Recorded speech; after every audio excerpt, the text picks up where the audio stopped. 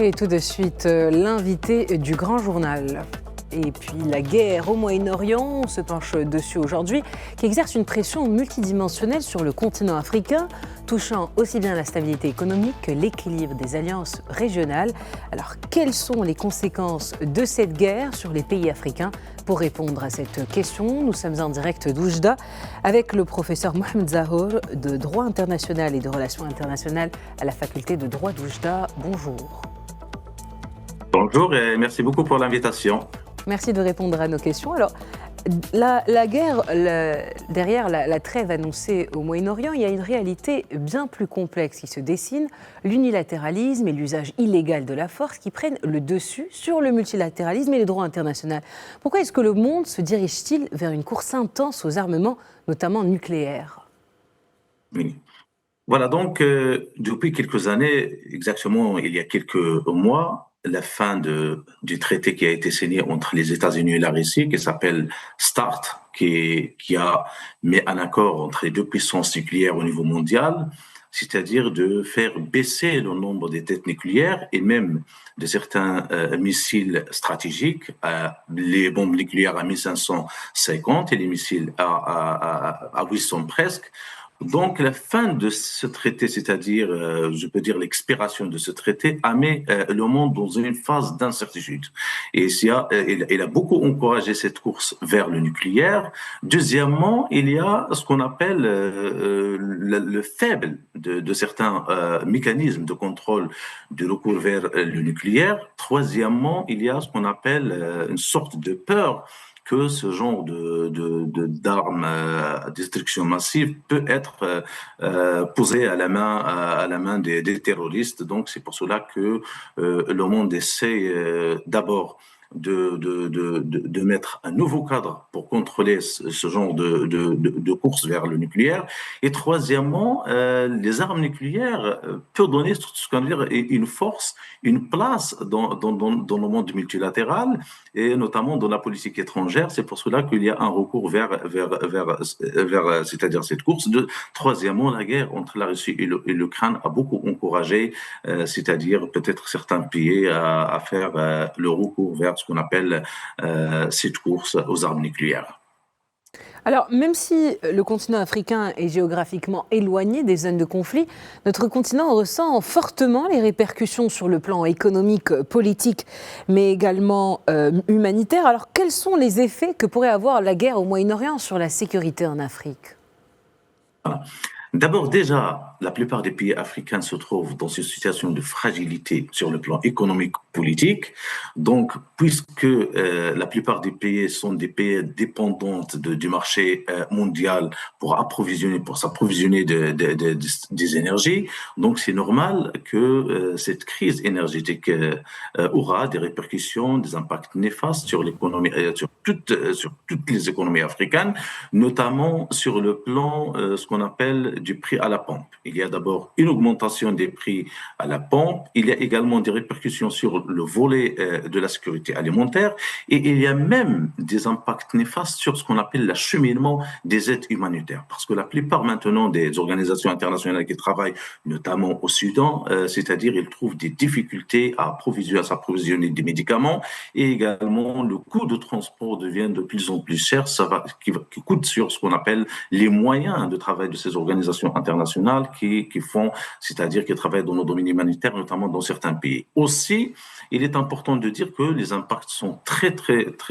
majeurs dans certains pays, notamment les pays qui importent plus de 90% de leurs besoins énergétiques. C'est vrai, en Afrique, il y a certains pays qui produisent, bien sûr, ce qu'on appelle du pétrole et du gaz, mais normalement, ils n'ont pas ce qu'on appelle une infrastructure de raffinage, comme c'est le cas du Nigeria, malgré que c'est un grand producteur du pétrole et du gaz, mais normalement, dernièrement, ils ont quand même essayé de sauver la situation à travers la mise en place d'une station de raffinage. Malgré ça, les prix du pétrole à la pompe sont toujours élevés au Nigeria et même au Mozambique et même dans certains pays comme le Gabon, etc. Donc la solution, d'abord, j'espère que bien sûr cette trêve de 15 jours entre les États-Unis et l'Iran dure le maximum et que ce sera le départ bien sûr d'un accord, j'espère, d'un accord qui va mettre fin aux hostilités, un accord durable et également que le marché énergétique mondial doit travailler sur d'autres solutions parce qu'on ne peut pas compter toujours sur ce qu'on appelle sur les énergies renouvelables, mais il fallait penser à revoir le modèle économique africain vers ce qu'on appelle l'encouragement, la promotion également des investissements sur le plan des énergies renouvelables, etc. Donc, et nous savons que l'Afrique a suffisamment de moyens dans ce sens, malgré qu'il y a une sorte de certains obstacles sur le plan de financement, mais la coopération internationale peut sauver, c'est-à-dire cette situation et encourager ce genre d'investissement vers la transition énergétique, vers l'énergie renouvelable et vers tout ce qui est l'hydrogène vert, etc. Alors justement, l'instabilité régionale au Moyen-Orient peut-elle servir de catalyseur à certains groupes armés ou par exemple à des mouvements de radicalisation sur notre continent ? Oui. Donc déjà, notamment les pays de l'Afrique subsaharienne sont fragiles sur le plan sécuritaire. Et quand il y aura ce qu'on appelle ce genre, c'est-à-dire de crise énergétique, il y aura des impacts sur le pouvoir d'achat. Donc, le pouvoir d'achat, c'est-à-dire la situation des ménages peut s'aggraver et il peut être, c'est-à-dire exploité par certains groupes terroristiques qui peuvent présenter certaines aides et à travers ces aides, il peut gagner des terrains. Il peut mener même certaines activités terroristes.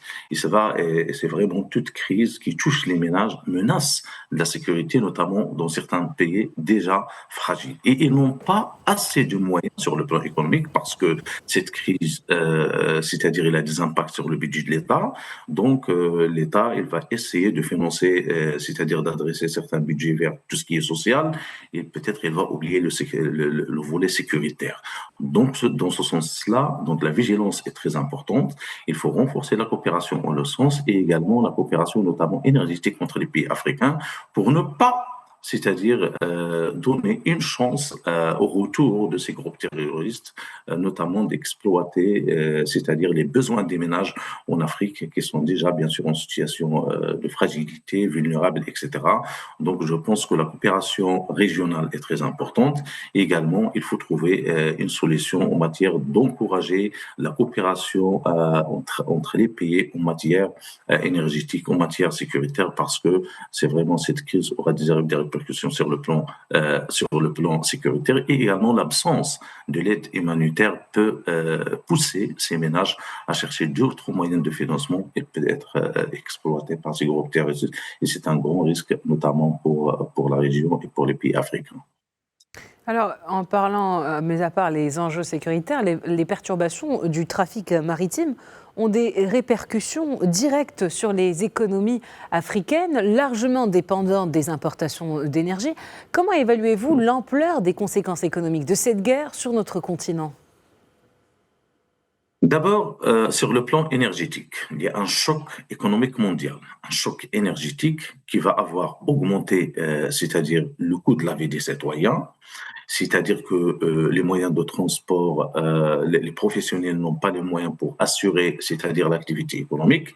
Il y aura également des répercussions sur le volet industriel. Il y aura également des répercussions sur le volet de la sécurité alimentaire, parce que les 4 piliers de la sécurité alimentaire, notamment la disponibilité et l'accessibilité, ça devient trop cher pour les ménages. Donc, notamment sachant que, bien sûr, la plupart des pays africains exportent au Moyen-Orient, c'est-à-dire des produits agricoles, et la production de ces produits agricoles nécessite, c'est-à-dire un approvisionnement des engrais qui viennent également du Proche-Orient. Donc, la chaîne d'approvisionnement de la sécurité alimentaire, de la souveraineté énergétique va être touchée durablement suite à cette crise du Moyen-Orient. Donc, il y aura des répercussions sur le mode de vie, sur le coût de la vie, sur la sécurité alimentaire, sur la sécurité énergétique et la souveraineté énergétique de tous ces pays-là. Donc, la solution, comme je le dis, il faut travailler sur d'autres moyens à travers l'accélération des chantiers de transition énergétique en Afrique. Deuxièmement, il faut diversifier. Il ne faut pas, parce que l'Afrique importe du Moyen-Orient, c'est-à-dire des pays du Golfe, presque 16% de leurs besoins énergétiques. Donc, c'est vraiment un chiffre énorme. Donc, il fallait chercher notamment les pays de l'Est, les pays africains de l'Est. Sur le plan le pays de l'Ouest, peut-être qu'il y a une sorte d'organisation régionale, il y a une commission, des commissions, il y a une coopération économique importante. Ça peut être quand même affaiblir, c'est-à-dire réduire ses impacts sur l'économie, sur les ménages. Également, sur le plan de sécurité, on a parlé, parce que vous savez que toute crise peut engendrer, c'est-à-dire des crises sécuritaires, et également, peut-être on va voir des impacts sur les mouvements des populations, parce que n'ont plus les moyens, ils n'ont plus les moyens de résister, de résilience, donc il fallait chercher vers d'autres zones. Donc peut-être qu'on voit des vagues d'immigration vers d'autres pays où le coût de vie, ça peut être moins cher. Donc il y a aussi des impacts sur les mouvements de population, sur la migration. Et quand on parle de la migration, on parle bien sûr de la question sécuritaire et d'assurer les frontières, etc. Alors en Afrique, la guerre au Moyen-Orient se traduit également par la hausse du coût des denrées alimentaires. Comment est-ce que la guerre affecte-t-elle la sécurité alimentaire des pays africains ? Voilà, l'Afrique, déjà en situation, dire d'insécurité alimentaire, parce qu'il ne produit pas suffisamment, il n'y a pas une autosuffisance en matière de denrées alimentaires. Donc, il est encore dépendant des engrais qui viennent du Proche-Orient et notamment c'est-à-dire de la Russie. Déjà, la crise entre la Russie et l'Ukraine a aggravé la situation de la sécurité alimentaire en Afrique, parce que il y a ce qu'on appelle un manque de potasse, des denrées alimentaires, etc. Donc cette crise du Moyen-Orient vient pour aggraver également la situation de la sécurité alimentaire. À cela s'ajoutent également déjà les impacts du changement climatique sur la production agricole en Afrique. C'est-à-dire qu'il y a une diminution des productions agricoles en Afrique et le coût des denrées alimentaires devient de plus en plus trop cher. Donc, ils sont insupportables par les ménages en Afrique. Donc, l'impact, il est clair, c'est-à-dire il n'y a pas d'approvisionnement des denrées alimentaires, notamment des engrais. Il n'y a pas, l'approvisionnement des engrais. Et quand il n'y a pas des engrais, c'est-à-dire il n'y a pas de bonnes compagnies agricoles, c'est-à-dire de bonnes productions, c'est-à-dire la production diminuera et on peut voir peut-être dans l'année prochaine des crises de famine, etc., et d'insécurité alimentaire, et ça peut toucher bien sûr également à la sécurité globale de ces pays-là. Donc il faut assurer d'abord l'approvisionnement des engrais vers ces pays-là, parce qu'ils comptent beaucoup sur la production agricole, mais la production agricole sans engrais, peut-être qu'il n'y a pas une bonne production qui peut répondre aux besoins de tous les ménages des pays, notamment des pays subsahariens, des pays de l'Afrique subsaharienne et des pays de l'Afrique australe. Alors, pour parler un peu plus du Maroc, l'augmentation du prix du carburant a entraîné une hausse des coûts du transport, de la production, mais également de nombreux services. Comment est-ce que la guerre a-t-elle influencé les dernières décisions énergétiques du gouvernement marocain ? Et peut-être un mot sur les 2 prochaines semaines à venir avec le cessez-le-feu. Oui. Alors déjà, c'est un pas en avance. Le cessez-le-feu entre l'Iran et les États-Unis va quand même impacter la situation du marché mondial de l'énergie. Déjà, hier, il y a une diminution presque de 16% du prix du baril, c'est-à-dire il est passé de 116 à 97 dollars le baril. C'est déjà de bonnes nouvelles. Et pour le Maroc, comme d'autres pays dépendants du marché mondial, c'est normal qu'on va voir une augmentation des prix à la pompe. C'est normal parce qu'on importe presque 90% de nos besoins énergétiques. Deuxièmement, c'est que le Maroc, il y est au marché international. Donc, c'est normal qu'on va voir. Donc, le gouvernement, qu'est-ce qu'il a fait ? Il a mis un plan de soutien vis-à-vis pour protéger le pouvoir d'achat des citoyens. Il a mis un ensemble de mesures, notamment qui va coûter presque 1,6 milliard de dirhams par mois. Il a d'abord subventionné les bouteilles de gaz. Avant la crise, ils subventionnent 30 dirhams la bouteille. Maintenant, suite à cette crise, 78 dirhams la bouteille.